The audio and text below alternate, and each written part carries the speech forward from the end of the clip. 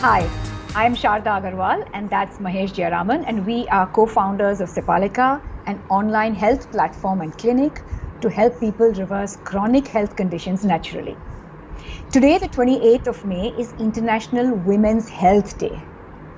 Remember, it's not Women's Day, but Women's Health Day, and that's very important because, over the years, with the hundreds and hundreds of patients or clients that we've worked with, we find that women often tend to prioritize their health last. They literally come at the bottom of that totem pole.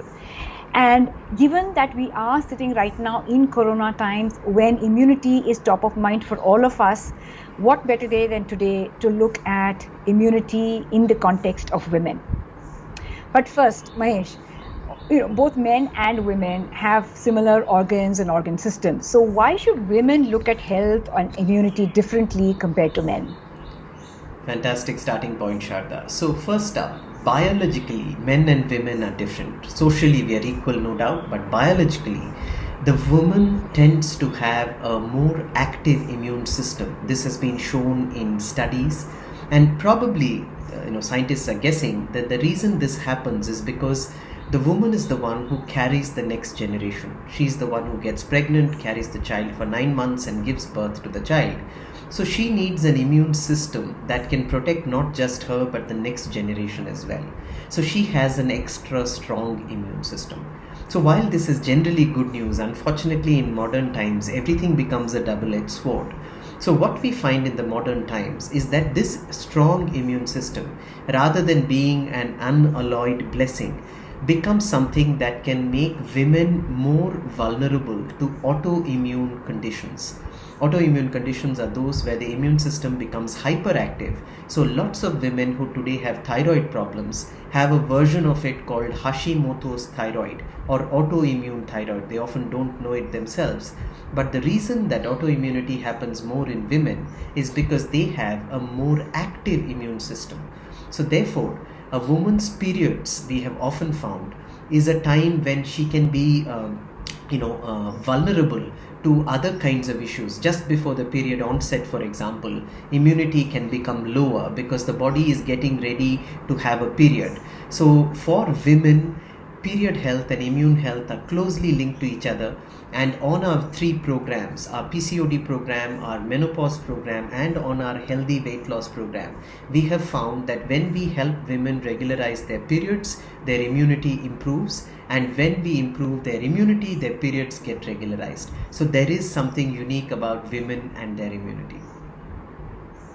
Now, so I'm sorry, but I was just going to come to my question, which is that given that women's immunity is such a crucial issue and nutrition we know is at the core of everybody's immunity, what is it that women should do to keep their immunity at the right balance?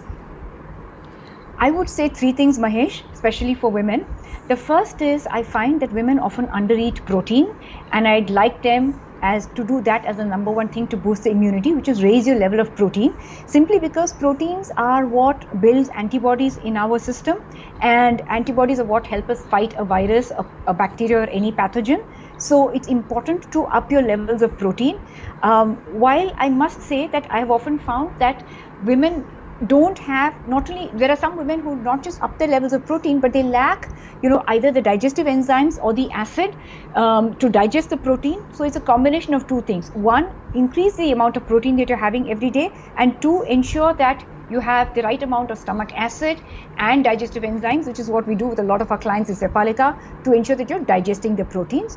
Remember that a little while ago you mentioned thyroid as a condition, right?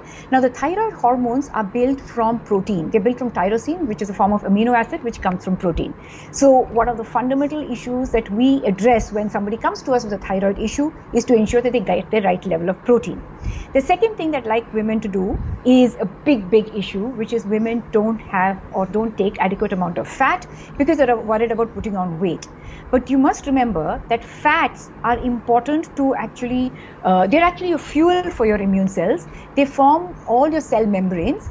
Fats are critical for female hormones, which is, progesterone, estrogen, and DHEA. So if you don't take adequate amount of fat into your body, which is in the form of ghee, butter, coconut oil, almonds, walnuts, dry fruit like that, then you're going to have a compromised immunity. So that's the second thing that I'd like women to do, up their level of good fats. And finally, and this is a hard one, is to lower what I call as inflammatory foods. Your intake of inflammatory foods needs to go down. These are usually processed foods or it is sugar. Now, processed foods are usually foods which are stripped of their nutrients like maida, ready-made packaged noodles and pasta. And I know that today's times, everybody is sharing on WhatsApp and social media the cake that they made or something that they baked. But unfortunately, that can be inflammatory. Sugar is another big cause of inflammation in the body, and that's something that you should minimize when, especially during these times, and to build your immunity. So rather that you lower the amount of desserts that you're having or opt for healthier options like dates. Fantastic. So these are three things, and I have found that when people, and especially women, follow these things, these particular principles, we found that there's improved levels of energy in their body, they sleep better, and incidences of either respiratory issues or even a simple cold comes down, and these are all markers of immunity. So I have seen that personally with the clients that we've worked for, and this is what I would very strongly recommend that women do to build their immunity. Excellent. So to sort of put a bookend to that, I would say that in addition to the core principles, if people have to remember how they have to eat, at every meal when they see their plate, half of their plate should be vegetables, raw and cooked, so that's the salad and the sabzi. 1/4 should be proteins, and 1/4 should only be the grain carbohydrates. So moving from foods onward, Sharda, any specific tip that you can give women to balance their hormones throughout their periods?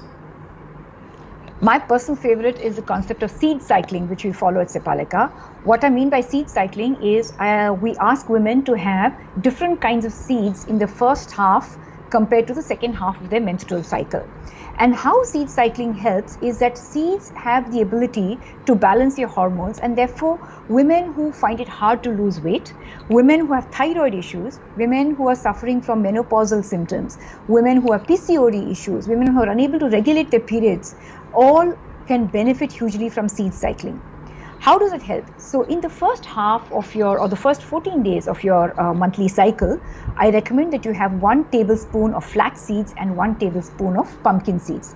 Both flax and pumpkin have what are called as phytoestrogens. These are compounds which act like estrogen in the body, and they're able to balance your estrogen levels normally during that period. In the second half of your cycle, I recommend that you have 1 tablespoon of sesame and 1 tablespoon of sunflower seeds. Sesame contains something called lignans. Lignans will help prevent the estrogen from going overboard in the body, and sunflower seeds have vitamin E, which help in supporting progesterone levels in your body. Now, women who have no periods because you're either in the menopausal or the perimenopausal phase, what you can do is actually take the new moon as your first date and then calculate the 15 days and second 15 days accordingly. And we have found in Sepalika that we actually administer seed cycling to women. They've seen fantastic results in terms of better moods, better energy, lower incidence of hot flashes. So this is something I would strongly advocate to women as a part of balancing their hormones naturally. Fantastic. So all these seeds should ideally be soaked, right, Sharda, before they're eaten, so that then you can get the maximum nutrition out of it. Yeah. So then absolutely. Since you mentioned menopause and perimenopause, we've again found on our menopause program that when women follow these practices, their immunity goes up, their incidence of falling ill comes down, and obviously they are lesser susceptible to all kinds of diseases. In addition to that, when we give them simple breathing exercises like the Wim Hof method or the Buteyko method, we find that we are able to calm their system down, and therefore all the hot flashes, insomnia, mood swings, everything goes away when people do this as part of the Sepalika program. So I think that as a parting thought, that might be a thing to leave people with on International Women's Health Day, to say that there's a lot of content that we put out on Sepalika, on our FB page, on our Insta page and our YouTube page. But if you're looking for specific guidance, and if you're going through any of these issues, please don't ignore your irregular period cycles or your hot flushes or those repeated episodes of feeling tired as just one of those things. These are serious in Corona times. Please reach out to us. We'd be happy to help you through whichever program we feel is best suited for you. So with that, if you have any parting thought, Sharda, let's go ahead and hear it, and we'll conclude with that. The only parting thought I have for women is what I started off with, which is I would love that each one of us puts our health on priority, because that's the least that we owe ourselves. Thank you.